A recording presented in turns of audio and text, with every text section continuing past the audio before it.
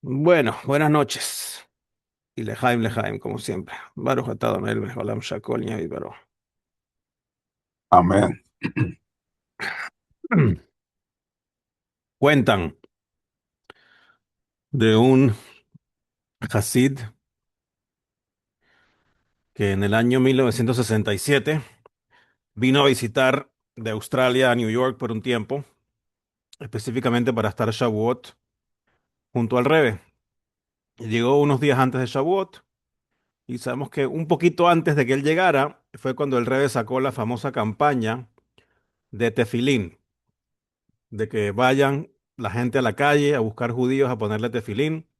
Esa campaña salió justo antes de la Guerra de los Seis Días en el año 67, porque hay un pasú que dice que el temor de las naciones va a estar sobre ti y se interpreta que va a estar sobre tu cabeza, que son los tefilín los que causan miedo hacia las naciones. Entonces hay que ir a ponerle tefilín a mucha gente, especialmente también a soldados, porque eso va a ayudar y efectivamente la guerra se ganó impresionantemente en 6 días. Y luego de que se ganó, el Rebe dijo, sigamos adelante, sigamos poniendo tefilín, sigamos haciendo campañas. Efectivamente, esto se convirtió en parte eh, primordial de todo el proceso de Chabad. Incluso es costumbre de que todos los Bajurim en Yeshiva los viernes típicamente tienen un rato en la tarde que se dedican a ir a visitar gente y poner tefilín. Y bueno, así era. Y era un viernes y estaba este bajurcito que vino de visita de Australia y se iba a juntar con otro grupo para ir a poner tefilín a la gente.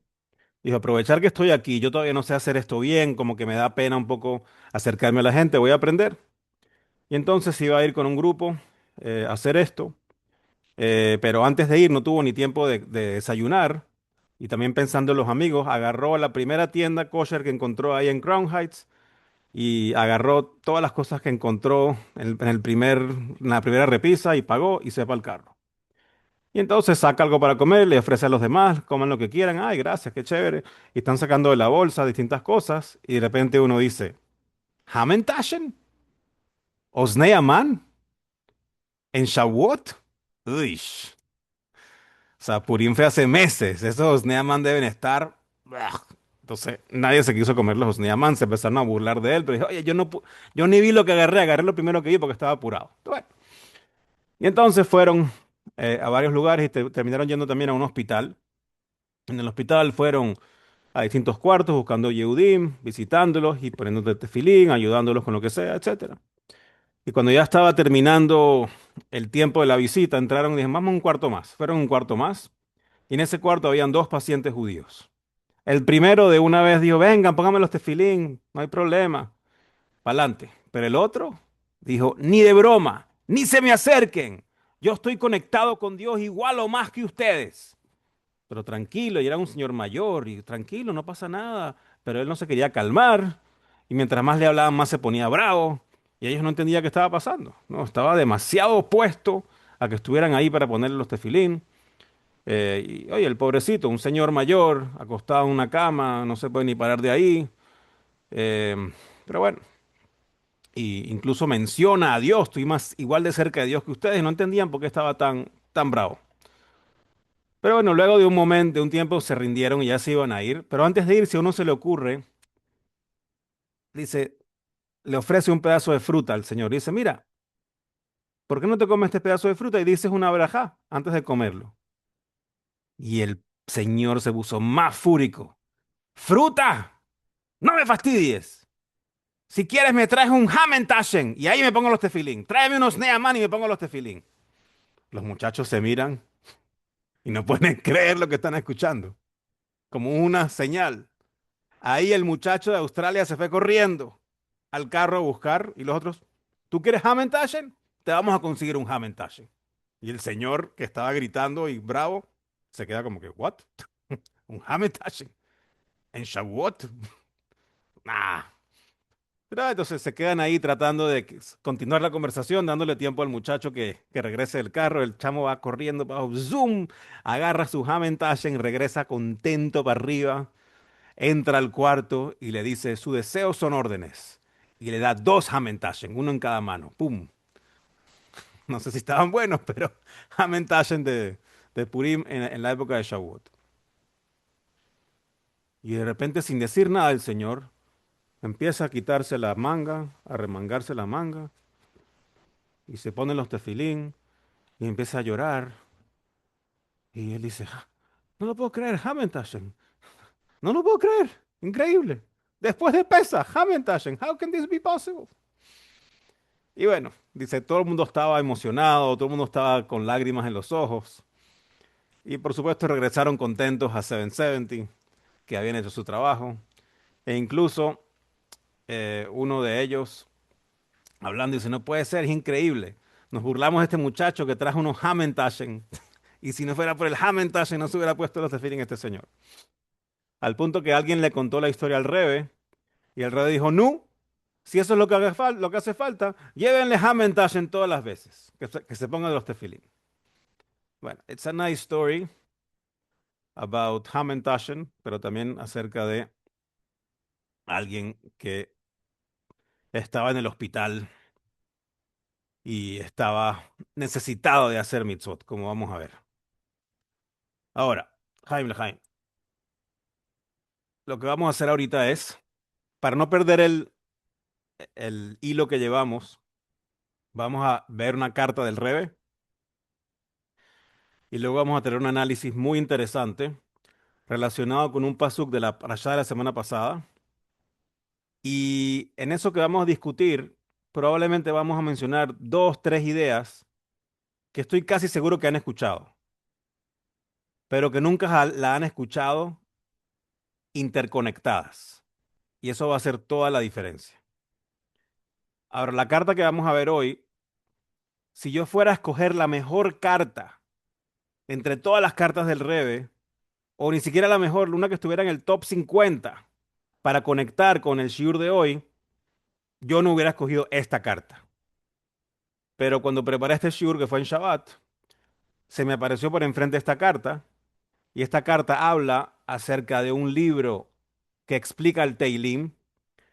Y en Shabbat en la mañana un señor del sur se me acercó y me dijo, mi papá, que en paz descanse, hace años en su shul quiso instaurar que la gente diga Teilim, y era un shul no Chabad, y la gente no quería hacerlo, y él se dedicó y publicó un libro que explica el valor de los Teilim, y me lo regaló. Entonces, me regaló eso en la mañana, en la tarde leo esta carta, decido, tengo que hablar de esta carta, y así nace que está conectada a este shul. Podríamos haber usado muchas otras cartas, pero esta es la que Hashem quería. Este es el Hamantashen que Hashem quería que usáramos. Llegó el Rebe a la reunión. No, es Mauricio, con la foto del Rebe. Ok. All right. Entonces, esto es una carta del 28 de Tishrei de 1953, año 5714. O sea, el Rebe tenía apenas unos 3 años siendo Rebe. Y dice, Shalom Ubrajá, es una carta para un hombre. Y dice, con placer recibí los libros que me mandaste, que son los primeros 3 volúmenes de el libro de antología que has preparado, que se llama Neim Zemirot Israel. Es una antología de dichos y exposiciones acerca de los Teilim del libro de Salmos. Muchas gracias, le dice. Y luego el Rebbe le dice, es conocido que hay dos fuerzas que dominan nuestra vida, la mente y el corazón, los sentimientos y el intelecto. Y correspondiendo a estas dos fuerzas, a estas dos potencias que están involucradas en nuestra vida, están los dos caminos de servir a Dios. El camino de la Torá, de estudiar Torá, que está conectado con el intelecto, y el camino del rezo, que sabemos que el rezo se llama Avodah Shebelev, el servicio del corazón. Entonces, corazón, intelecto, rezo y estudio de Torá. Pero el Rebbe le dice, a la misma vez que hay dos caminos, que hay dos potencias, que hay estas dos fuerzas, en verdad esas dos fuerzas, esos dos caminos tienen que estar entrelazados.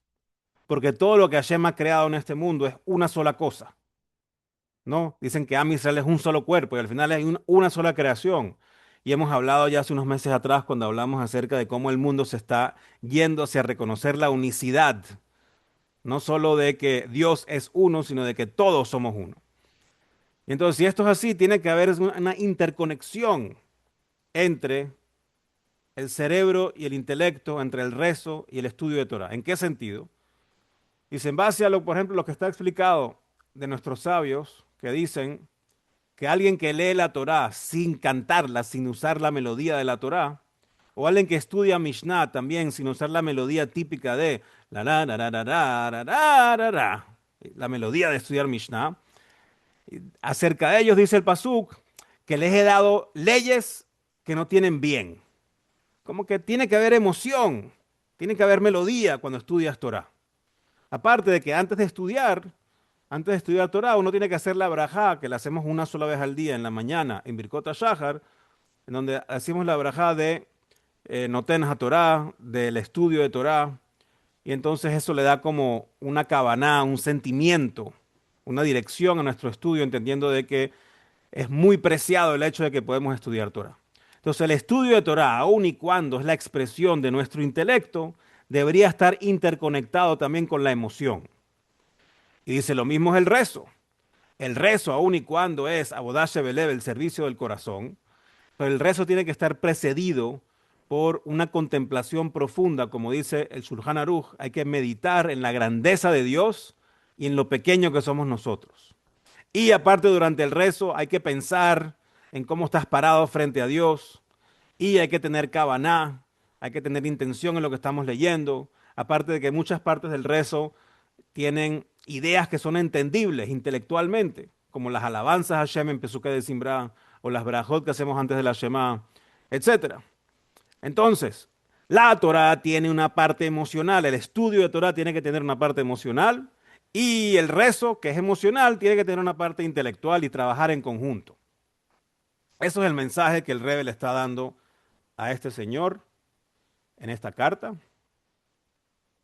y que yo voy a tratar de conectar con la historia que vamos, con la idea y la historia que vamos a ver a continuación. Y o sea, la carta de por sí es interesante, hopefully más interesante hacia dónde vamos. Ok, lo siguiente que vamos a ver está basado en un shiur, en un artículo que publicó el rabino Jacobson en abril del 2020, en pleno inicio de COVID. Probablemente por eso, como fue en medio de COVID, en donde yo, como estoy en la rama de telemedicina, estaba trabajando como un loco. Yo no recuerdo haber leído este artículo, porque si lo hubiera leído ya lo hubiera usado en algún shiur seguro. Pero el rabino decidió republicarlo la semana pasada. Y ahora está analizando un pasuk que está en Parashat Aharei, que leímos la semana pasada.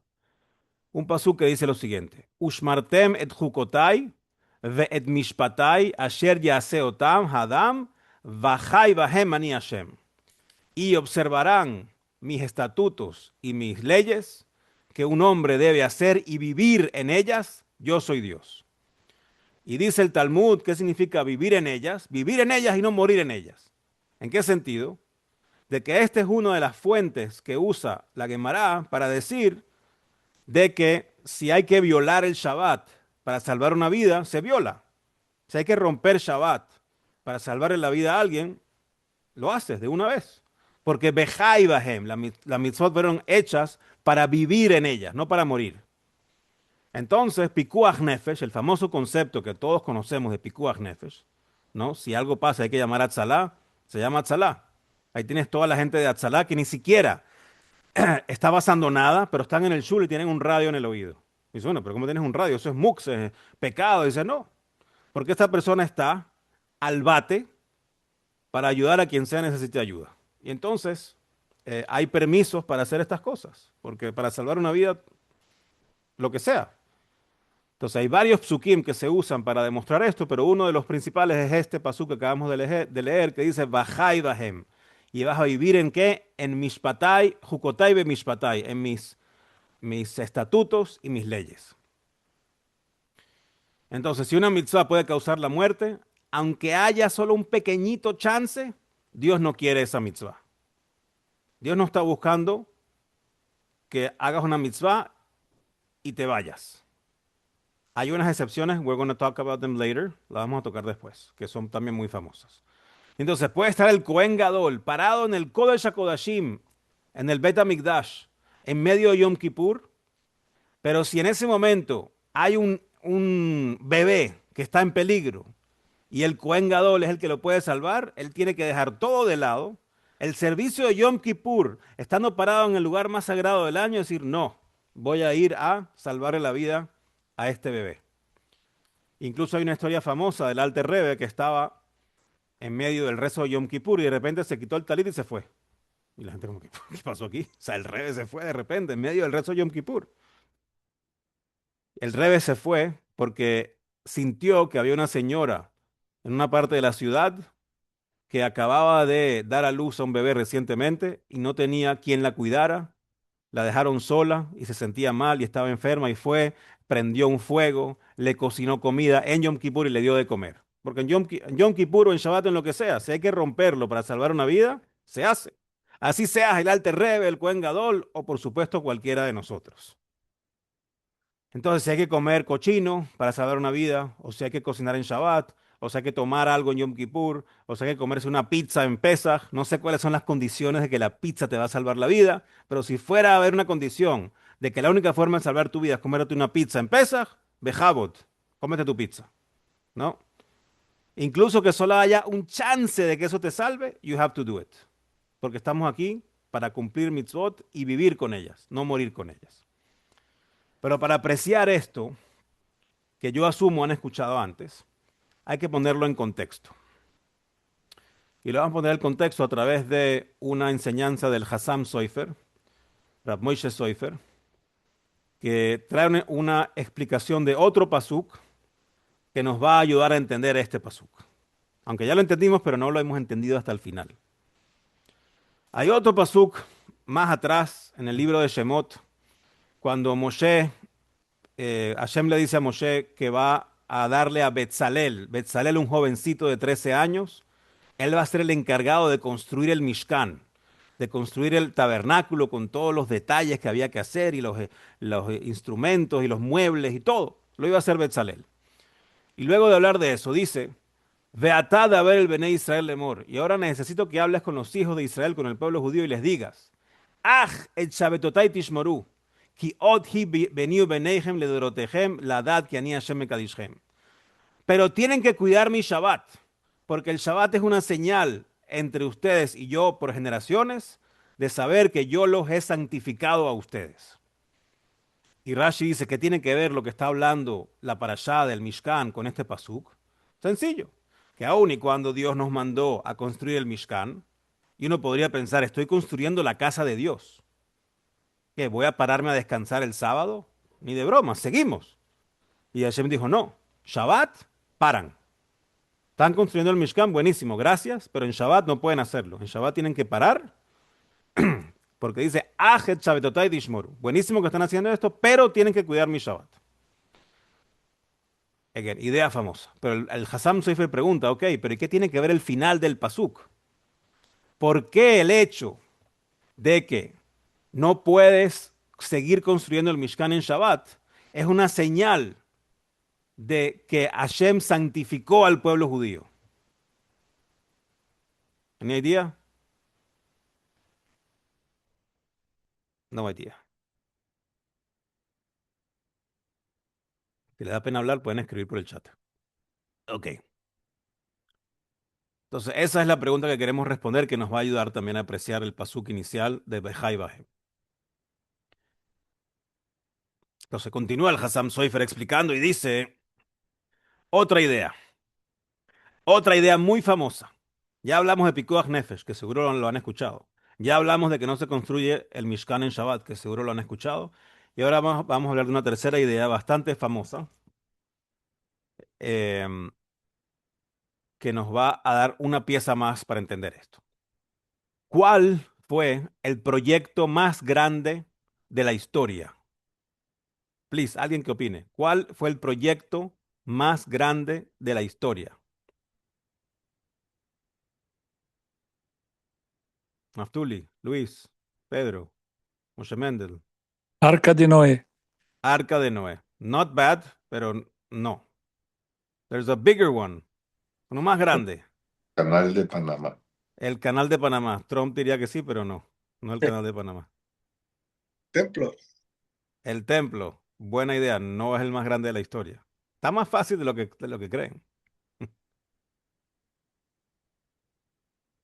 La creación del mundo. ¿Sí? Ups. Right? La creación del mundo es el proyecto más grande que se ha hecho, ¿no? La creación no del mundo, del universo, ¿no? Todo está ahí. Y según el rabino Jacobson, y asumo que sus fuentes son buenas, el universo observable tiene 92 billones de años luz. No sé ni qué significa eso, pero suena grande. Y aparte hay una infinidad, un número gigantesco de planetas en este universo que ya están ubicados. Y en uno de esos planetas hay un montón de personas. Y cada persona tiene aproximadamente 100 trillones de células. Y cada célula tiene un núcleo. Y ese núcleo tiene una doble copia del ADN de la persona. Y el ADN de una persona contiene aproximadamente 3.1 billones de letras, lo cual tomaría varios miles de libros para poderlo imprimir. This is a big project. Big, big project. Gigantesco, ¿no? Uno no se imagina, yo soy programador, no me imagino programar una cosa, ni siquiera si lo divides y lo divides y lo divides. It's huge. ¿Y cuántos psukim la Torá dedica a hablar de este proyecto gigantesco de billones y trillones y números que ni podemos decir? 31 psukim. Hay 31 psukim en toda la Torá, obviamente al principio, que describen la creación del mundo. No sé si suena mucho o suena poco, pero si leemos un poco más adelante de la Torá, hay otro proyecto, que es el que Luis quizás estabas aludiendo a él. La Torá no habla del Bet HaMikdash, pero habla del Mishkan. Da todas las instrucciones de la construcción del Mishkan. ¿Y cuánto psukim dedica la Torá a hablar de la construcción del Mishkan? ¿Quién crees? ¿Más de 31 o menos de 31?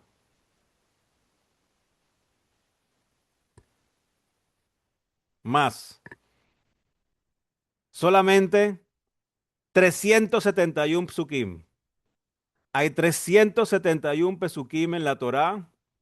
Son básicamente cuatro parashiot completas que hablan acerca del Mishkan, los utensilios, la ropa que se usa en el Mishkan. Eso ni hablar de los sacrificios, ¿no? Estamos hablando de la construcción como tal del proyecto del Mishkan, del tabernáculo. 371 psukim, dice, pero ¿cómo puede ser? El universo que tiene trillones de millas, 31 psukim. El Mishkan que tenía, no sé, 100 pies cuadrados, por decirlo más o menos, 150 pies cuadrados, 371 psukim. O sea, algo no cuadra. What's going on? ¿Por qué la Torah se va a expandir tanto en la creación de un shul, de una sinagoguita chiquita movible? ¿No? Digamos que el feature, ¿no? La cosa buena que tenía el Mishkan es que era desarmable y rearmable, ¿no? No era un edificio que estaba ahí ya, sino lo podías mover, pero ok. No era gran cosa. Físicamente hablando, el tamaño no era muy grande. ¿Cómo eso se compara con la creación del mundo? Pero sabemos que la creación del mundo, ¿qué fue? La creación del mundo fue la creación de Dios Todopoderoso, e Infinito, de una casa para el hombre, que es insignificante. Mientras que la construcción del Mishkan fue la creación de una casa para Dios infinito, hecha por el hombre insignificante. ¿Cuál de las dos es más impresionante? Si solamente miras los números del proyecto, parece más impresionante la de la creación. Pero cuando ves quién hizo cada proyecto, cuántos recursos habían detrás de cada proyecto, si fuera un proyecto de programación, cuántos programadores habían. En un lado tienes infinitos programadores. Entonces, claro que hicieron una cosa de trillones de millas. El otro lado tienes tres panitas ahí con una laptop ahí tratando de programar. Entonces, much more impressive. Entonces, la Torah se dedica mucho más a describir la construcción del Mishkan como algo más grande, más impresionante que incluso la creación del mundo.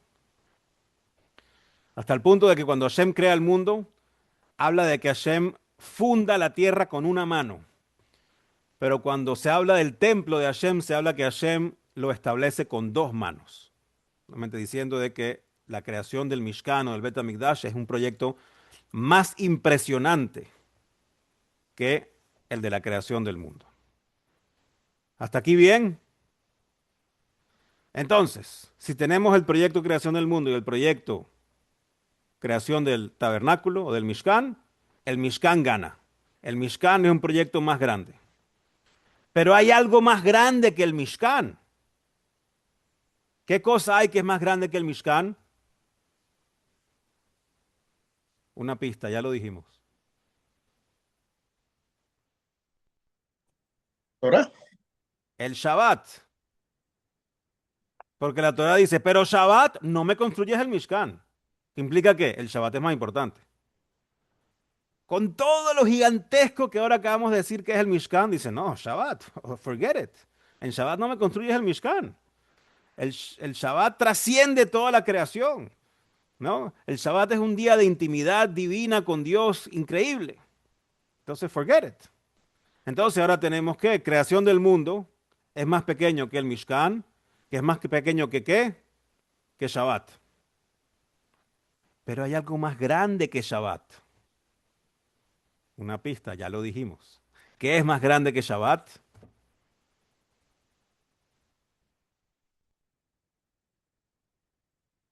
No la Torah. El Yehudí. Porque si un judío está en peligro, rompe Shabbat. ¿Para construir el Mishkan rompía Shabbat? No. Pero para salvar la vida de un judío, ¿rompes el Shabbat? Sí. ¡Wow! Ok, ya va. Entonces, la creación del mundo, wow, un proyecto gigantesco, trillones, ya va, eso no es nada comparado con el Mishkan, donde creamos una casa para Dios infinito en este mundo. Ya, pero eso no es nada comparado con el Shabbat. Shabbat, el día de intimidad con Dios. Ya, pero eso no es nada comparado con un judío, con la vida de un judío. Esa transitividad es la que es impresionante. Y ya vamos a aplicarla. Entonces, esto es lo que dice el Hassam Soifer acerca de esto. Dice, esto está insinuado en la misma Shema, en Shema Israel. Porque la palabra Shema puede ser un acrónimo. Shema es Shin, Mem, Ayin. Shin es Shabbat, Mem es Mikdash, Ayin es Olam, mundo. El Shabbat es más grande que el Mikdash o Mishkan, que a su vez es más grande que el mundo, que la creación del mundo. Pero entre esos tres hay uno más grande. ¿Cuál es? La siguiente palabra, Israel. Shema, Israel. Porque Hashem lo que no Hashem Echad, porque el judío tiene una parte literal de Hashem dentro de él, un gele que lo cambia mal, mamash. Entonces el Shema Israel ya nos dice eso. Y ahora podemos entender el pasuk que dijimos, que después de describir que Betzalel iba a construir el Mishkan, dijo, ya va, pero cuando construya el Mishkan en Shabbat no lo hagan. Y esta es la señal de que yo he santificado al pueblo judío. Porque ese es el pasuk que nos da la transitividad. Porque ¿qué dice? Que Shabbat es más grande que el Mishkan. Y como ya sabemos que el judío es más grande que Shabbat, esta es la prueba de que es santificado al pueblo judío. Esta es la prueba de que es santificado al pueblo judío. Entonces no puedes trabajar en Shabbat. Porque eso es lo que nos conecta a la fórmula transitiva de mundo, Mishkan o Mikdash, Shabbat, judío. ¿Sí? Están petrificados. O están aburridos o no saben qué hacer con esta información. Mind blowing. Mind blowing. Pero more mind blowing es lo que vamos a ver ahorita para traer esto a la realidad. Por eso digo, si yo hubiera leído esto en el 2020, there's no way que no hubiera armado un shiur de esto. Dice, había una familia en Eretz Israel, en la tierra de Israel, que tenía un muchacho joven, que tenía una enfermedad terminal, lamentablemente. Esto era un muchacho bien estudiado, un estudiante de yeshiva, un bajur de yeshiva que había estudiado mucha Torá, pero tenía una enfermedad muy, muy fuerte, no dice cuál, pero estaba terriblemente mal de salud. Se sabía que el final estaba cerca. Él sabía que el final estaba cerca porque los médicos no le habían escondido nada. Y estaba tirado allí en la cama del hospital, con los ojos abiertos, mirando el techo, completamente rendido, completamente rendido. Sus padres trataban de hablar con él, necesitas esto, quieres lo otro, y él no es que les decía, no, es que ni les respondía. Era como que el muchacho ni estaba ahí. He was just like, no, get it over with, ya estoy listo, lléveme de aquí. La familia contactó a un rabino que se llamaba Rabbi Ezriel Tauber, se llamaba porque aquí dice que él ya falleció. Y Rabbi Tauber le pidieron, por favor, ven a hablar con él, ayúdalo. Ayúdalo a darle un poquito de vida para que aproveche lo que le queda en este mundo. Rabbi Tauber se preparó, llega al hospital, pero se dio cuenta que no estaba preparado. Cuando vio a ese muchacho raquítico tirado en una cama, con la claridad de todo lo que estaba sufriendo, con la mirada completamente perdida hacia el techo, y era como puro hueso, se dio cuenta de que no se había preparado. Y veía a la mamá tratando de hablarle, ¿quieres esto? ¿Quieres lo otro? Y el niño ni le respondía. Y Rabbi Tauber, con un poco de pena todavía, le dice bajito, Shalom Aleichem. El muchacho no se inmuta. Dice, Shalom Aleichem. Shalom Aleichem. El muchacho ni se mueve. Hasta que Rabbi Tauber le dice, mira, lo mínimo que puedes hacer después de que yo vine de tan lejos a visitarte es por lo menos o sea, darte cuenta que estoy aquí. Shalom Aleichem. El muchacho movió los ojos, que ya era como que, ok, Rabbi Tauber dijo, ok, hizo algo. No me saludó, no me hizo así, pero movió los ojos. Y entonces Rabbi Tauber le dice, déjame preguntarte algo, le dice al muchacho. Tú eres un estudiante de yeshiva y sé que seguro has estudiado Talmud y la Halajá y muchas cosas de la Torá. Quizás puedes ayudarme a entender una ley que no entiendo bien. Dice, si un ladrón se le acerca a un judío y le exige, dame todo tu dinero, no solo lo que está en la cartera y metes todas las tarjetas y me sacas toda la plata, todo tu dinero, o te comes este platico de tocineta. Tú escoges, ¿te comes la tocineta o me das todo tu dinero? O sea, ¿qué hace? Si se come la tocineta, se queda con todo su dinero. Si no se la come, se queda sin nada. ¿Qué tiene que hacer? Dice que el muchacho empezó a mover los labios y empezó a hablar lentamente y dice, tiene que darle la plata. Uno no puede transgredir una mitzvah de la Torah para cuidar a su dinero. Y el rabino dice, pero ¿y qué pasa si esta persona es una persona que tiene mucho dinero y que mucha gente depende de él? Muchas organizaciones dependen de su dinero. Si él no tiene dinero, mucha gente va a sufrir. Quizás cientos de familias van a sufrir. ¿Será que en ese caso sí puede comer tocineta y no perder todo su dinero? ¿O qué tiene que hacer? El muchacho dice, no, en ese caso es lo mismo. No importa la consecuencia, tú no puedes transgreder, dice el niño, el muchacho, una mitzvah de la Torá para cuidar tu dinero porque la relación tuya con Hashem no tiene precio. Es más valiosa tu relación con Hashem que cualquier dinero. ¿Ok?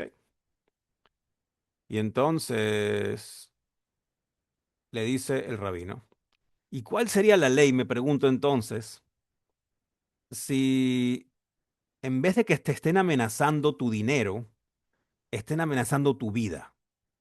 ¿Qué pasa si el Señor te dice, o te comes la tocineta o te mato? Ahí, ¿qué haces? Y ahí dice el muchacho, en ese caso, la vida toma precedencia, porque uno no puede poner su vida en peligro para cumplir una mitzvah. excepto, le dice el muchacho, por los tres pecados cardinales. Hay solo tres excepciones que son idolatría, asesinato y relaciones prohibidas. Es decir, si alguien te dice, mata a esa persona o te mato, te tienes que dejar matar. O te dice, sirve a este ídolo o te mato, te tienes que dejar matar. O te dice, ten relaciones prohibidas con tal persona que es alguna de las personas cercanas a ti, que no puedes tener relaciones, mamá, abuela, la suegra, hija, nieta, o te mato, te tienes que dejar matar. Pero cualquier otra mitzvah, dice el niño, la vida tiene precedencia.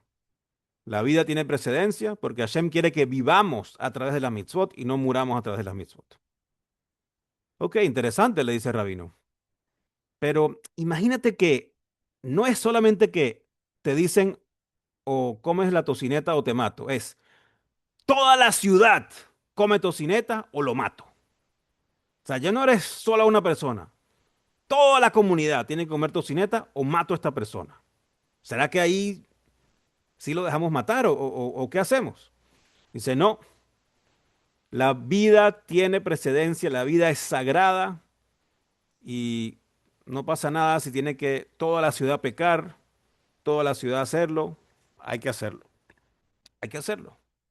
Y el muchacho cada vez que le preguntaba estaba más metido en la conversación, ¿no? De donde había empezado que ni le había saludado, estaba más metido en la conversación.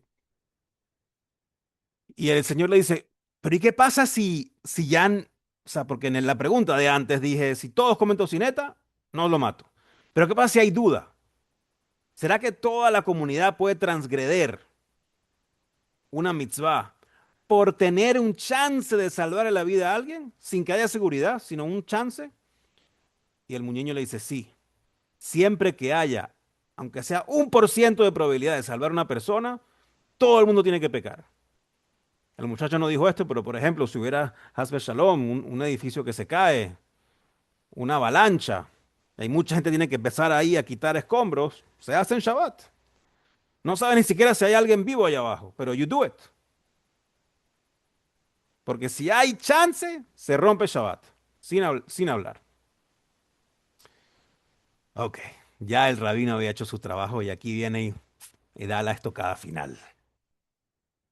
Dice, dime a mi querido pequeño sabio, ¿cuál es la ley si tienes una persona que está muy enferma, que le queda poco tiempo en este mundo? No hay esperanza de que viva más que unos días, unas semanas, poco tiempo. ¿Será que por esa persona también hay que romper Shabbat para extenderle la vida aunque sea unas horas? El muchacho que no era tonto entendió. El muchacho que no era tonto entendió que ahora todo esto se refería a él. Tú estás tirado en una cama. ¿Estás vivo? ¿Estás vivo todavía? ¿Por qué no vas a hacer todo lo que puedes hacer mientras tengas vida si la vida es sagrada? Si la halajá diría que incluso esa persona que está tirada en una cama y que todos los doctores ya tiraron la toalla y que están esperando el final, igual uno tiene que romper Shabbat para extenderle la vida a una persona. Al final, ¿qué significa salvar una vida? Cuando le salvas la vida a alguien, lo que estás haciendo es extendiendo su vida. La vida tiene final en algún momento. No hay una medida de cuánto tienes que extenderla. Ah, que voy a romper Shabbat y lo que voy a hacer es que este muchacho va a vivir una hora más. Great, let's do it. Entonces, después de todo este argumento, en donde puso al niño a argumentar a favor de la vida, le hizo ver que él no estaba cumpliendo esto, que él había tirado la toalla y no estaba aprovechando lo que quedaba de vida. Y entonces el rabino Tauber, que ya le había demostrado que puedes botar millones y billones de dinero y no transgreder, pero nunca transgredes, pero nunca deja de transgreder para salvar una vida. Rabbi Tauber se agachó, le dio un beso en la frente al muchacho, le dijo, no es un secreto que estás pasando por un dolor muy grande y yo lo siento mucho y no entiendo por qué tienes que pasar por esto, pero no te rindas, porque mientras el flujo de la vida siga corriendo dentro de ti, eso tiene un valor infinito, porque el mundo entero es menor que el Mishkan, que es menor que Shabbat, que es menor que qué, que un minuto más en la tierra de un Yehudí. Y entonces, si Dios está dispuesto a que su Shabbat tan apreciado sea desecrado para extender una vida, mientras estés en vida, aprovéchala al máximo. El muchacho sonrió como pudo, probablemente por primera vez en mucho tiempo, y el rabino se fue. El muchacho no vivió mucho más, pero cuando el rabino fue a visitar a la familia en la Shiva, la mamá de una vez fue a agradecerle y le dijo, mira, desde que hablaste con mi hijo y hasta el final fue otra persona. Ahora ya no estaba tirado ahí viendo el techo esperando irse. Sabía lo que venía, pero estaba hablando, estaba interactuando, nos despedimos, nos comunicamos, aprovechó lo que pudo el tiempo hasta el final. Baruch Hashem, ninguno de nosotros está en la situación exacta de ese muchacho. Pero a su vez, todos nosotros estamos en una situación en donde Baruch Hashem hay vida fluyendo dentro de nosotros. Ya sea que es por unas horas como este muchacho, o unos días, o hasta los 120 años, mientras haya vida, hay que aprovecharlo, porque es mayor que el Shabbat, mayor que el Mishkan y mayor que el proyecto de la creación de todo el planeta y el universo. So, lejaim, lejaim, que podamos apreciar el gran valor de cada Yehudí, incluyéndote a ti, mayor que, como dijimos, Shabbat, el Mishkan y el universo, que podamos aprovechar el tiempo al máximo, estudiando con corazón, estudiando Torah con emoción, como dijo el Rebbe en su carta, lo que implica que estás metido en el estudio, y rezando también intelectualmente, lo que implica que te preparaste para rezar, que estás tratando de entender lo que rezas, que estás involucrado, metido en el rezo, no en el rezo pensando en lo que va a pasar después. Y con ese mindset no hay duda de que podemos extender la vida de todos los Yehudim hasta la eternidad con la llegada de Mashiach Tzidkeinu, Bimheira Beyameinu, Lehaim, Lehaim. Lejaim, Lejaim, también. Lejaim. Shkoyach. Secoya, muy Any bueno. Una questions? pregunta, una Pregunta, Naftuli. pregunta. ¿Qué hay del caso que estamos viviendo en mi familia? Una niña está en Israel de 14 años de una enfermedad terminal. Está sufriendo enormemente, gritando, llorando, sufriendo. Y los padres están al lado, le están dando morfina, etcétera, etcétera. ¿Qué se hace en esa situación? Se para la nutrición, se para, ¿qué se hace? En una situación terrible. Primero, obviamente, como tú dices, una situación terrible y muy triste. Como el rabino le dijo al muchacho al final, no sé por qué estás pasando por esta situación tan terrible. El qué se hace alágicamente hay que hablarlo con un rabino. Cada caso es un mundo de cómo se maneja. La familia es muy religiosa y han hablado con rabinos y me imagino que la respuesta ha sido Pecat Nefesh. Correcto, pero hay ciertas directrices, no es blanco y negro, hay bastante área gris. ¿Ok? Hay bastante área gris de lo que se puede o no se puede hacer. Eh, pero desde la perspectiva de esta pobre muchacha, mientras ella esté aquí, tiene que aprovechar el tiempo al máximo, con lo difícil que es, siendo lo joven que es, ¿no? Trata Hashem que no sepamos de malas Muchas noticias, que felicidades. hayan milagros, que las personas que en papel tienen enfermedades terminales puedan terminar con las enfermedades. That's all we can wish for. Eso es lo que podemos rezar. intelectualmente Entiendo. No, gracias. y que hayan buenas noticias Entiendo en lo que relación. dices. No esperaba, Así es, esperaba esta respuesta. así es. Está muy bien. Esa situación la estamos viviendo hoy en día. Hoy en día, sí, ¿no? Bien difícil. Y mucha gente lamentablemente pasa Bueno, o está así- pasando por eso hoy en día, pero no lo hace menos difícil. bueno. La neta de mi hermano. Nieta de tu hermano. Bueno, Refugia Ya. Shleima. ¿Cuál es el nombre? Ah, ¿Te sabes el nombre? el alma. El alma, la niña se llama alma. ¿Alma? ¿Se Ya, llama? Bueno, ya. Refugia Shleima para Alma. Alma Ok, Batzara. ya. Gracias. Any other questions?